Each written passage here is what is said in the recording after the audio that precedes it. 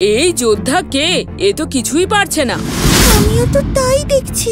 রাজামশাই কাকে বাঁচলেন? এর থেকে তো আমাদের ভোলা দাদা। এই ভোলা দাদা, এই ভোলা দাদা কোথায়? তাই তো, ভোলা কোথায় গেল? মহারাজ নিজে এসে যেটুকু লড়াই করবে ভেবেছিলাম, কিন্তু তার যোদ্ধা তো মহাবীরের সামনে টিকতেই পারছে না দেখছি। ভালোই তো হলো জমিদার মশাই, এবার মহাবীর রাজা হবে আর রাজ্যের জমি হবে আপনার।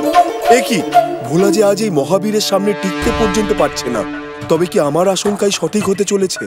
আমার জীবন বাঁচাতে গিয়েই কি ভোলাকে, হে ভোলানাথ, ওকে রক্ষা করো।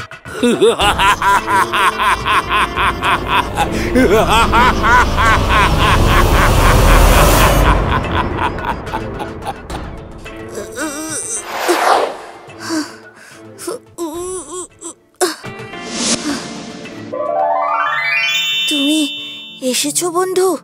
দেখো বন্ধু, কি বিপদে পড়েছি আমি। আমার শক্তি যে এই মহাবীরের শরীরে কোনো দাগই কাটছে না। এখন আমি এর সঙ্গে লড়াই করব কি করে? আর একে হারাতে না পারলে যে আমাদের রাজ্যও আর আমাদের থাকবে না। আমি জানি বন্ধু, তাই তো আমি এলাম এখানে ছুটে।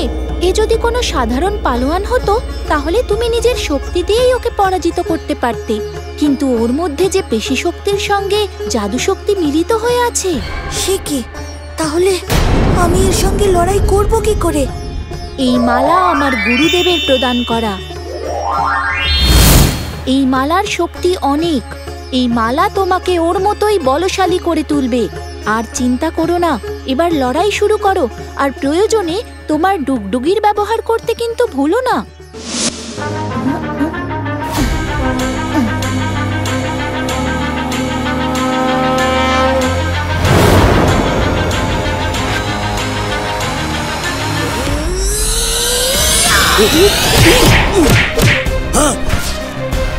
এত বড় সাহস, তুই আমাকে তলিয়ে দিস? আজ তোর নিস্তার নেই।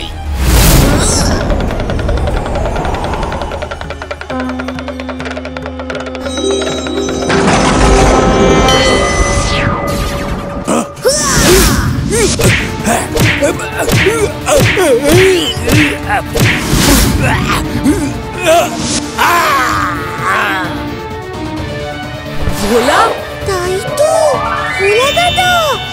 মহাবীর, আমাদের রাজ্য এবং রাজার সিংহাসনের দিকে যে যে তাকাবে তাকে সবার আগে আমার সঙ্গে, এই ভোলানাথের ভক্তের সঙ্গে লড়াই করতে হবে। আজ তোমার জন্যই আবারও এই রাজ্য রক্ষা পেল।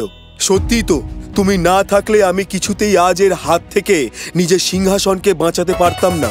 আজ থেকে আমি তোমাকে এই রাজ্যের বীরবল পুরুষ নামে ভূষিত করলাম।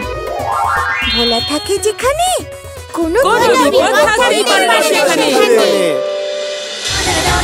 সাবাস ভোলা, আগামীকাল সকাল 9:30টায় সান বাংলায়।